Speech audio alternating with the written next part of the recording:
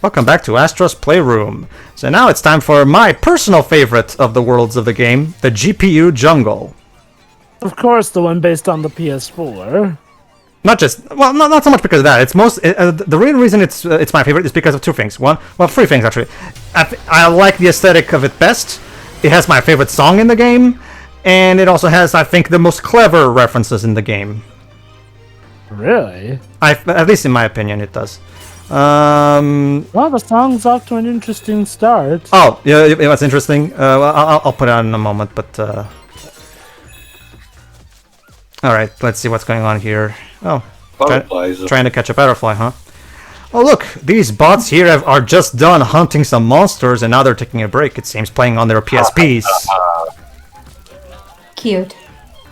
Okay, truth be told, again, Monster Hunter World was a huge success for the PS4, so it makes sense, but please don't play Freedom Unite. It's garbage. Well, I don't know, they seem to be enjoying it. Fair enough, I guess. I guess, well, let's not forget this game also has references to NAC, so... And Detroit Becoming Human. No, it's the way it's constructed, Jova. Again, the neck reference seems to be more in tune because it's the poor bot not managing to assemble in the fucking thing. Here, they seem to be, like Pedro said, we seem to actually enjoying playing the Monster Hunter theme in the PSP games. So, false advertising. Got it. Alright, and here's Jovabot. And he's cosplaying as Crash Bandicoot. Look at that. Of course. Wow, he literally takes it for a spin. There you go. The Insanity trilogy dance. There you go. Yeah, the Insanity trilogy. And of course, you use the... Oh, you can even... Yeah, you can. Yeah. Oh, you can't pick up the fruit, though. They're not for us. That's not for, the fruit, the Wumpa fruits are for Crash, not for Astro. Astro already has his collectible, the PlayStation coins. Like, I mean, each platforming mascot to his collectible. Mario with his coins, Sonic with his rings. Is pretty cool, yeah. Again, thank you. It's interesting. This game was... in the way it's kind of full circle with the Crash Dance being in this game. This game was developed by Japanese developers. The Crash Dance was also developed by people from Japan. Did you know? Hold on. Really? I think I'm gonna show. Yeah. Yep. In a bit. It was in the advertising campaign for the Japanese version of Crash 1. In fact, you're right. One of the Nitro Squad members is based off of the Japanese woman who created the Crash Dance. All right, new artifact. What is it? The PlayStation Move, the new wave controller. Lotion. Oh, I can think so. I can agree to that, I guess. There, you can even check all the different colors that the ball has. Oh wow, look at that. We're even in ruins like Crash Bandicoot. So this is pretty much the So where's Ukuka then? Probably already got 3. Stuck in another dimension. Oh look, a coffin. Or at the end. Oh? Oh, please. Hey, Alucard, how you doing? It's Alutob, I guess. Hello. I'm trying to sleep. I need to sleep for a few more 1,000 years before my father resurrects. Alright, let's continue. That was pretty... man, I love that basically pretty much just... Oh, by the way, look, it's in the background. Did you notice Is this 3D Heroes? No, Teo, it's just the T-Rex being made in dreams. Because that little bot there, that little bot thingy there, that's the thing from Dreams. Oh, and look, this bot is preparing for an eventual proving that might bring her on a grand adventure throughout the entire world. Looking over the horizon, aren't we? And look at that, it's dawn in the sky. Anyway, in case you missed it there, over there in the distance you can see the main character of this level, the GPU. The GPU is actually the one singing the song. You can even see the musical notes coming out of his mouth. So there you go. The GPU is the... in fact, later on we'll even see something about I didn't know the GPU could make sound. Well, Dwebs, that's the thing, Dwebs. I'm gonna show off the lyrics later, because the lyrics of this song are actually in the level itself. You just have to find them. the GPU is singing about how he can make everything look pretty for you. So. Anyway, Dwibs, you were saying something earlier about. I was saying, Jim, what you said earlier about the Castlevania bit. It pretty much like, Dad, I'm trying to sleep here. Give me another few thousand years. I'm tired.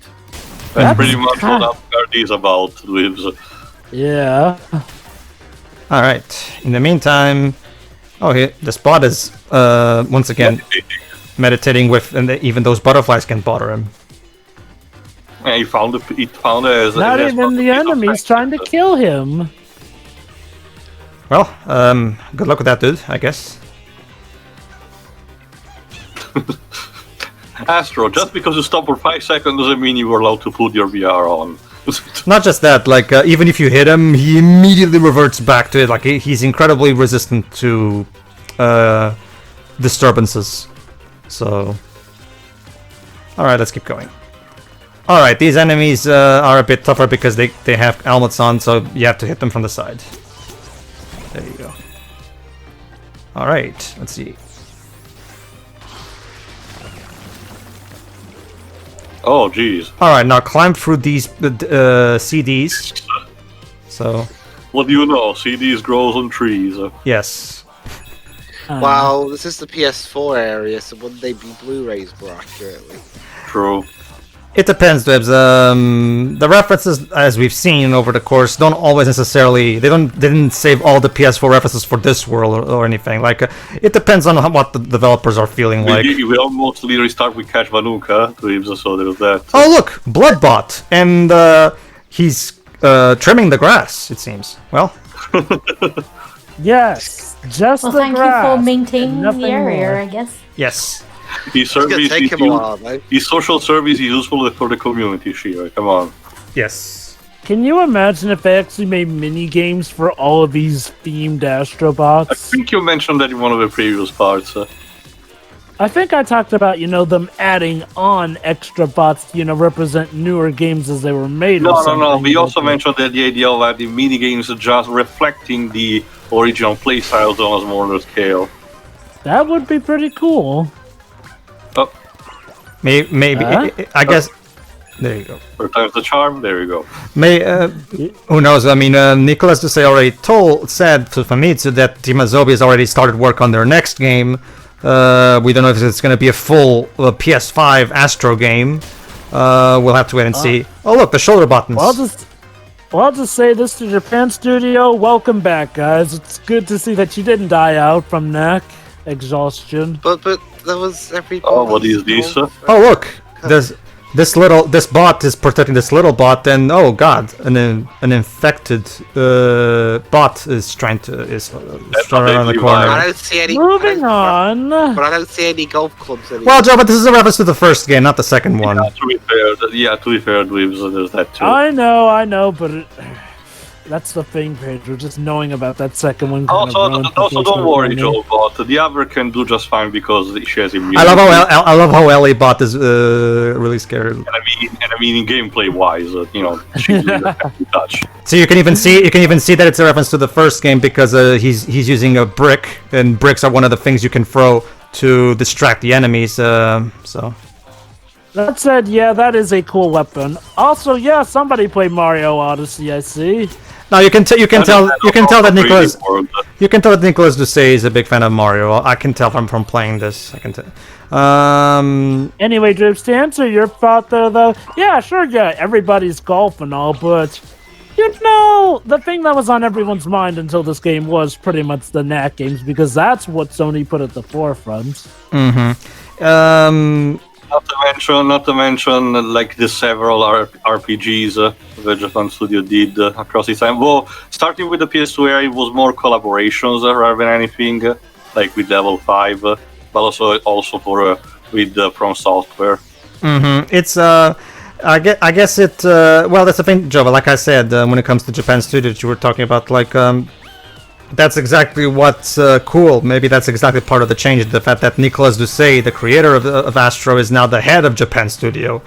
So it really makes you wonder, like maybe he's gonna gear Japan Studio to make cartoon platformers. Since it seems to be the kind of thing that he's into. We'll have to wait and see. Is he American? No, he's French. So a Frenchman is now in charge of a Japanese gaming studio. He's still the fact, Jova, that essentially the Japanese team now has to be led by Westerner. Well, here's the thing, Theo. Even though the director is French, if you check out the credits, most of the development team is actually Japanese. So hold on. It's oh look, it's an adventuring. Oh, but it's Bot Drake. It's a reference to the first game in particular, but. Well, here's the thing, too. It's got the plane. But yeah, well, most of the development team of this game is Japanese, too. So it's not like there's no Japanese people working in this game. No, but it's also a thing also with, technically speaking, I guess with NAC, because of Mark Cerny. Again, the idea of a Japan studio seems to not be effective 100% unless it has an input from, people from the West. Well, Tio, the thing about NAC is like, okay, it was definitely Mark's baby, but the guy who was actually directing the team was still Japanese when it came to NAC, considering the interviews I even read and everything. That is true, Theo. That actually is true, Theo. Even in NAC it applies, because even though Mark is the writer and director, the developers themselves, like the designers and stuff, they're Japanese. So... Japanese. Batapon. Speaking of Japanese studio. Exactly. But yeah, also Pedro, does going... Mark Cerny speak Japanese? Yes, since he had to live in Japan for a bit, yes. Also, Tio, going off of the interviews, according to what was said from Team Japan, they were all eager about making a NAC sequel, but Mark Cerny first had to give them the okay. Well, he's remember, he's the one who made the IP, so it's understandable, I would argue. Oh yeah. I'm just pointing out how while NAC was Mark Cerny's baby, the actual people working on it, and they pretty much did have directive say over it, were the Japanese in that regard. So. Oh, look over there! That bot riding his motorcycle is trying to get away from a horde of enemies. Huh. Oh, got it. It says gone. Yeah. It's James Franco bot. I actually have it on the PlayStation Plus collection. I'll have to take a look and see how it is, because I actually am looking forward to playing that one. All right, Jova, would you please sing along with the GPU after this? All right. Look, the PlayStation Vita game pack. Why go disc when you can go card? Oh, there you go. See, Jova, this game agrees with you. That's ironic, because there was a gaming magazine back in the 90s that said, hey, the guy who fought of cartridges, he deserves a gun to the face. What? Jesus. Alright, Jova, go ahead. Go ahead and read, please. I don't know why I catch your eye. Or do you want me to sing along with it? Yeah, go ahead, please. All choices that I took to spend all my time. A bit faster, please. I'm trying to figure out where exactly he is on the song. Oh no! Just sing along on your own and don't bother trying to sync. Just go ahead. Okay. Just so Shira can know what. Things that I fabricate for you. Oh, sorry. I was under the impression that I left it there enough, but whatever. The basic point. Just halfway through the song. The basic point is here's the basic gist of it. The game is the GPU is actually singing about how he's making the game look pretty for you. So there you go, Shiroi. I hope since you yourself said that this game looks pretty, that now you know who to thank for, the GPU. You know, there are certain games where players would find that creepy that the GPU is doing everything just for them. I'm sorry, player. I'm afraid I cannot allow you to do that. Anyway, here's trying to. No, you go ahead. Trying to play on your Nintendo Switch or Xbox Series X, player? I'm afraid I can't let you. Monkey. Alright, could you give me a time? Return to monkey. Go to 15. Sure. For some reason it's really... Rock climbing.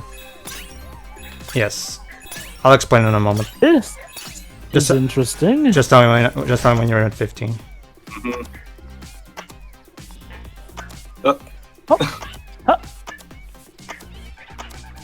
Crystals. Of course. Alright, almost there. Right. This is a high wall. Go. Right, the data chips. Okay, so this is actually my favorite of the outfits. Why? Here's how it works. Each of the monkey's hands is controlled by one of the triggers, and the way you move around, the way you move your arms is by using the motion sensor.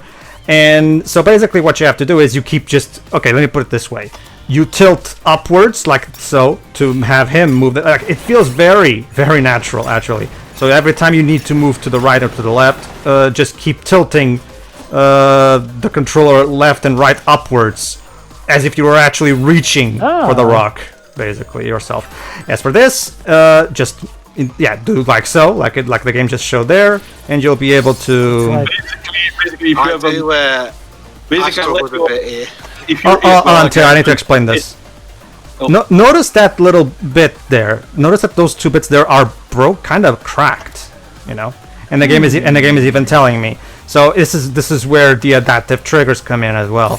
Since the game can detect how far you press into it, you have to press it slightly. There you go. See, if I press it all the way, it breaks. There you go. Basically, if you have a minimal problem with coordination, you're kind of boned. Like that? Yeah. Well, Like that. There are alternative controllers anyway, it doesn't matter. Well, if it helps you to, on the PlayStation settings, on the PlayStation 5's settings menu, you can turn off the haptics and adaptive triggers to have the game work exactly like a normal controller, eliminating this thing. So. Yeah, this isn't mandatory stuff. Mm-hmm. But the primary thing is to show off the features of the controller. There you go. So what is this? Let's see. PlayStation camera. Yes, the PlayStation camera. Spying in your Playroom. Yes, the Playroom was actually the first game made by Team Azobi, actually, which also had the bots there, but they weren't called Astro and whatever yet. It was kind of that first installment of Team Azobi's lineup, basically. Oh shit! Crisis averted. Now sling such a way up. All right. As for the yellow thingies, every time you hit one of those, you're gonna money. it gives you a coin. So. Unfortunately, not real world money. It's one of those apps that promise you money just for doing nothing, but even though they're obviously scams.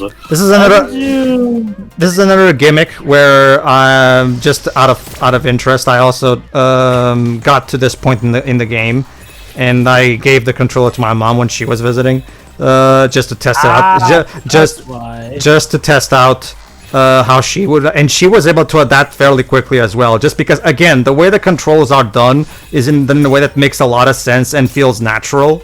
So so even non-gamers can easily adapt because it just feels natural and logical to the way the controls are designed. Go ahead. I was wondering why you went over this way, but I see now why. There you go. Oh. And let's drop here. There you go. The DualShock 4. Yes, the DualShock has it. Little robots live inside it. Yes. What is it? Rabbits all over it? No, he's talking about the bots from this game. There you go, Tail. Little did you know that you've had a lot of little bots in your hands all this time. That's not creepy at all.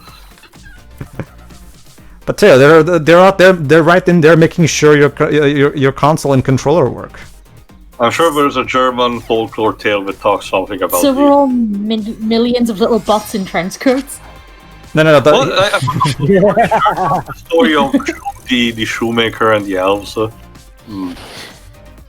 like to look it up. Up we go. There you go. Almost at the finish line. Of the first stage of the game, I'm guessing. Not the second. Well, each world has 4 sections. I know. This is the end of the second section. There you go. Oh, so we're in the third one already. Yes. Yep. The GPU jungle ray trace ruins. This is Let where me guess, this is where the GPU performs all the ray tracing for you. Let me guess. The actual stage is going to end on top of the GPU itself, isn't it? No, the GPU is always in the distance. You never actually go on top of the GPU itself. He's just there. He's just there looking after you, Jova. See? He's going to be the final boss, isn't he? Apparently, the guys playing Ninja Bot is a reference to the Playroom. Yes, it's one of the mini games from the Playroom. Yes. Okay. So how meta is this? Very meta. Yes, very meta. Team Azobi likes being meta, it seems. Oh, it's Larabot. Look at that, dudes. It's Larabot. Not so. Larabar getting severely torn to shreds. No, that's 1996 Larabot, not 2013 Larabot. The one who faced a T-Rex. Yeah, basically, Jova, there's basically, Jova, in my opinion, there's 4 incarnations of Larabot. 1996 Larabot, 2003 Bitchbot, 2006 First Crystal Dynamics Larabot, and then there's the 2013. What about the movie version? You can tell by the way. Sorry. They're AIs. You can tell by her. You can tell by her outfit that it's supposed to be emulating OG Lara. So. Yeah. I keep forgetting about the 2006 Lara Croft one. How did that one go? It went okay. I mean, it was basically IDOS decided to just basically start over after how badly Angel of Darkness turned out, and so Crystal Dynamics made a new trilogy of 2 Raider games from 2006 to 2008, and they ranged from good to I heard Underworld was just kind of underwhelming, and then the following year IDOS got bought by Square, so reboot again.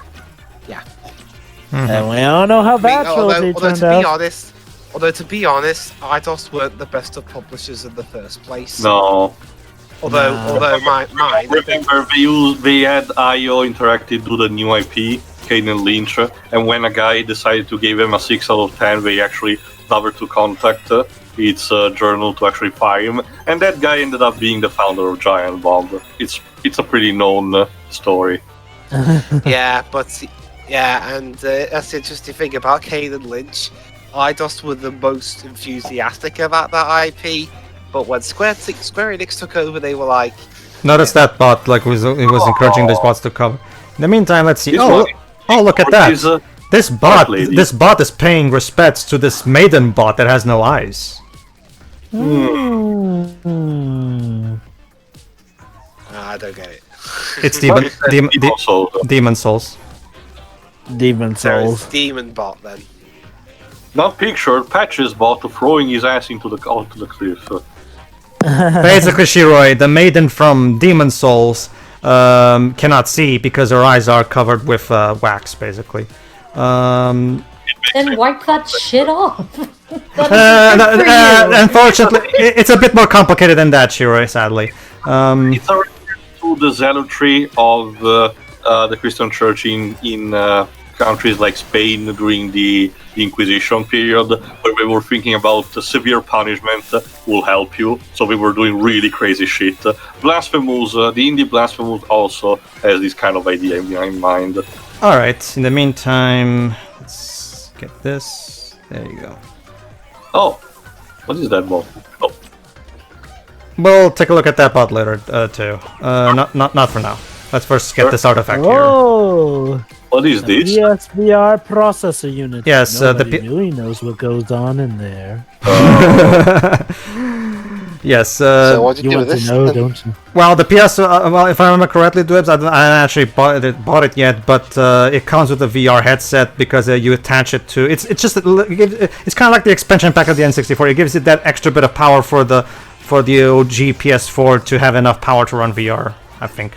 I'm not entirely sure. Like, I'm not entirely sure how it works, but that's probably it. Yes, go ahead, Joe.